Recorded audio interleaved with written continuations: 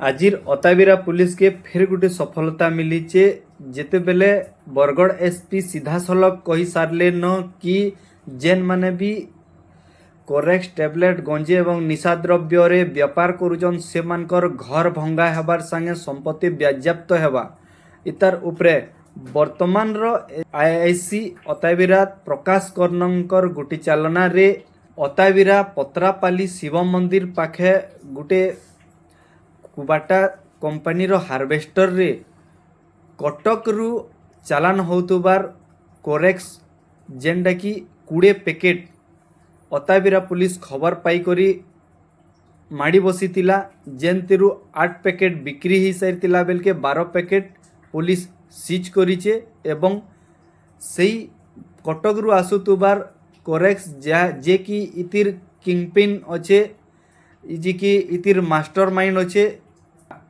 ତାର ସମ୍ପର୍କୀୟ ରହୁଛେ ଜିତେନ୍ଦ୍ର ମେଣ୍ଡେଲି ଯେ ଗୁରୁଫାପାଲି ଅଞ୍ଚଳରେ ରହୁଛେ ତାହାକେ ଏବଂ ନିରଞ୍ଜନ ତ୍ରିପାଠୀ ଦୁଇ ଜଣକୁ ଅତାବିରା ପୁଲିସ ଗିରଫ କରି କୋର୍ଟ ଚାଲାଣ କରିଛେ। ବରଗଡ଼ ପୁଲିସ ଭାବରେ ସଫଳତା ମିଳିଛି। ନିଆରା ଢଙ୍ଗରେ ଚୋରମାନେ ହାଡ଼ବାଟିରେ କବ୍ଜାର ଚାଲାଣ କରୁଥିଲେ। ପୁଲିସର ଷ୍ଟିଙ୍ଗ ଅପରେସନ କେମିତି ଥିଲା, କୋଉ ସୂତ୍ର ଧରିଲେ, କଣ କହିବ? ବର୍ତ୍ତମାନ ରେଟ୍ ତ ପ୍ରତିଦିନ ପ୍ରାୟ ଚାଲିଛି। ସେମାନେ କଣ କରୁଛନ୍ତି ନା ତରିକା ବଦଳୁଛନ୍ତି। ଗତକାଲି ଖବର ମିଳିଲା ଗୋଟେ ଟ୍ରାକ୍ଟର ୟୁନିଟ୍ ଭିତରେ ଆଣୁଛନ୍ତି ବୋଲି ଖବର ପାଇ ଦିଆଯାଇଥିଲା ଆଇଆଇସି ଅତାବିରା ଖବର ଦିଆଯାଇଥିଲା। ଆଇଆଇସି ଅତାବିରା ଏବଂ ତା ଷ୍ଟାଫ ସହିତ ଏଜୁକେସନ ମାଜିଷ୍ଟ୍ରେଟ୍ ଏବଂ ଗଭର୍ଣ୍ଣମେଣ୍ଟ ୱିଟନେସ୍ ଯାଇକି ରେଡ୍ କରିଥିଲେ। ରେଡ୍ କଲାରେ ସେ ଯୋଉ ଗୋଟେ କୁବାଟୋ ହାର୍ଭେଷ୍ଟର ସହିତ ଦିଟା ଲୋକ ଧରା ପଡ଼ିଥିଲେ। ଗୋଟେ ହଉଛି ଜିତେନ୍ଦ୍ର ମଣ୍ଡାଳି ଆଉ ଗୋଟେ ହଉଛି ନିରଞ୍ଜନ ତ୍ରିପାଠୀ। ଏ ଦି ଜଣ ସେ ଟ୍ରାକ୍ଟର ଥିଲେ। ଧରିଲା ବେଳକୁ 12 କାର୍ଟୁନ ମିଳିଲା। ସେ ଟୋଟାଲ ଥିଲା 1440 ବଟଲ କୋରେକ୍ସ। ତେଣୁ ସେ ସବୁ ଜବତ କରାଯାଇଛି। ଦି ଜଣଙ୍କୁ ଆରେଷ୍ଟ କରାଯାଇଛି। ସିଜର ଆଜ ପର ଏନଡିପିଏସ୍ ଆକ୍ଟରେ ମାଜିଷ୍ଟ୍ରେଟ୍ ଆଗରେ ଗଭର୍ଣ୍ଣମେଣ୍ଟ ଆଗରେ ସର୍ଚ୍ଚ ଚାଲିଛି। ବର୍ତ୍ତମାନ ସେ ଦି ଜଣଙ୍କୁ କୋର୍ଟରେ ପ୍ରଡ୍ୟୁସ କରାଯିବ। କବ୍ଜଟା କୋଉଠୁ ଆସୁଥିଲା? ଏମାନେ ଇନଭେଷ୍ଟିଗେସନ ଚାଲିଛି। ତାଙ୍କର କୋଉଠୁ ଆଣିଲା, ତାର କୋଉଠି, କମ୍ପାନୀ କୋଉଠୁ, କମ୍ପାନୀ କେମିତି ଆସିଲା, ଡିଷ୍ଟ୍ରିବ୍ୟୁଟର କିଏ, ଇଏ କେମିତି ଆଣିଲେ, ସାଧାରଣତଃ ସେମାନେ ପବ୍ଲିକକୁ ବିକି ପାରିବେ ନାହିଁ। ଆମେ ସେଇଟା ବର୍ତ୍ତମାନ ଯିବୁ ଇନଭେଷ୍ଟିଗେସନ ଯିବୁ। ସୋର୍ସ ଅଫ ପ୍ରୋକ୍ୟୁରମେଣ୍ଟ, ସୋର୍ସ କୋଉ କମ୍ପାନୀରୁ ସେ ଆସିଲା, କୋଉ କମ୍ପାନୀରୁ ସିଏନଏଫ୍ କିଏ, ପ୍ଲସ୍ ସେ କାହାକୁ ଦେଲା, ଇଏ ତ ହଉଛନ୍ତି ମିଡିଆ ମାତ୍ର କ୍ୟାରିୟର ମାନେ କୋରିୟସ୍।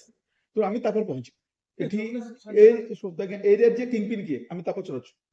ଯୋଉମାନେ ଧରା ପଡିଛନ୍ତି ସେମାନେ କିଛି କହିଥିବେ, ଏମାନେ ଯାହା କହିଛନ୍ତି ଏଟା ସିକ୍ରେଟ ରଖାଯିବ, କାରଣ ଆମେ ତ କହିଲେ ସେ ଧରା ପଡିବ। ତ এই ঘটনা পছরে ଆଉ କିଏ ତଦନ୍ତ ଚାଲିଛି ଏବଂ ତା କିଙ୍ଗପିନ୍ ଧରିବ। କେବଳ କବ୍ଜର ଧରା ହେଇଛି ନା ଧରା ହେଇଛି? କପ୍ସର ସହିତ ସେଇ ଯୋଉ ପ୍ରଭାବ ମିଶିଛନ୍ତି। ଶୁଣିବାକୁ ମିଳିଛି ଯେ କବ୍ଜର କୁଆଡେ କଟକରୁ ଆସୁଥିଲା, ସେଇ ହାର୍ଭେଷ୍ଟର ଭିତରେ ଆଣୁଥିଲା। ଶୁଣନ୍ତୁ, ସେଗୁଡାକ ଆମେ ଇନଭେଷ୍ଟିଗେସନ ପ୍ରୋସେସ ଅଛି, ଆମେ ଆଉଥରେ କହିବୁ। ଏ ଯୋଉ କିଙ୍ଗପିନ୍ ଧରା ପଡିବ ଆଉଥରେ କିଙ୍ଗପିନ୍ ଆରେଷ୍ଟ ହବ କି? ପକ୍କା ପକ୍କା।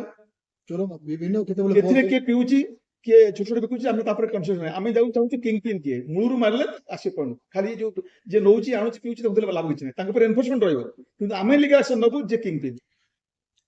ମୁଁ କହି ରଖୁଛି, ମିଡିଆରେ କହି ରଖୁଛି, ଆଜ ପର 107 ବିଏନଏସଏସ୍ ମୁଁ ତାର ଘର ସିଜ୍ କରିବି, ତାର ଏଣ୍ଟାର ସମ୍ପତ୍ତି ଜବତ କରିବି। କୋରେକ୍ସ ବ୍ୟବସାୟ କରିକି ଯେତିକି ସମ୍ପତ୍ତି କମେଇଛି ମୁଁ ତାକୁ କୋର୍ଟକୁ ଆଣିବି।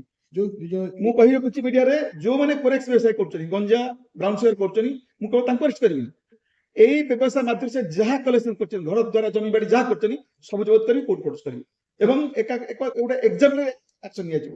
ଇଏ ଦଉଛନ୍ତି କ୍ୟାରିୟର, ୟା ପଛରେ କିଙ୍ଗପିନ୍ କିଏ, ଫାଇନାନ୍ସର କିଏ, ଷ୍ଟୋର କିପର କିଏ, ଆଣିଲା କୋଉଠୁ, ଆସିଲା କୋଉଠୁ, ଏ ସବୁ ତ ଆସିବ। ଏବଂ ଯୋଉମାନେ କିଙ୍ଗପିନ୍ ତାଙ୍କର ଏ କୋରେକ୍ସ ବ୍ୟବସାୟ କରିକି ଯୋଉ କରିଛନ୍ତି, ଜମି ବାଡି ଘର ଦ୍ୱାର କରିକି ଯୋଉ ଏକ୍ସାମ୍ପଲ ଆଣିଛନ୍ତି, ଦେ ବିକେମ୍ ତ ମାନେ example to society in negative way, ମୁଁ ତାକୁ ଭାଙ୍ଗିବି। ଆଜ ପର ଲ ଯାହା ଅଛି ଭାଙ୍ଗିବି। ଯୋଉମାନେ ଆରେଷ୍ଟ ହେଇଛନ୍ତି ତାଙ୍କର ପ୍ରିଭିୟସ୍ କ୍ରିମିନାଲ ରେକର୍ଡ କଣ ଅଛି? ଚାଲିଛି, ତଦନ୍ତ ଚାଲିଛି। ସାଙ୍ଗେ ଧରା ପଡିଲା।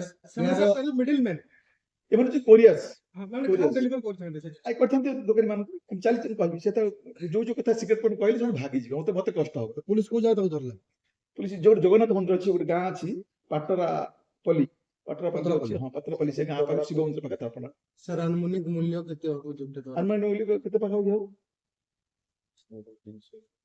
5 ଲକ୍ଷ। ହଁ 5 ଲକ୍ଷ ପାଖାପାଖି।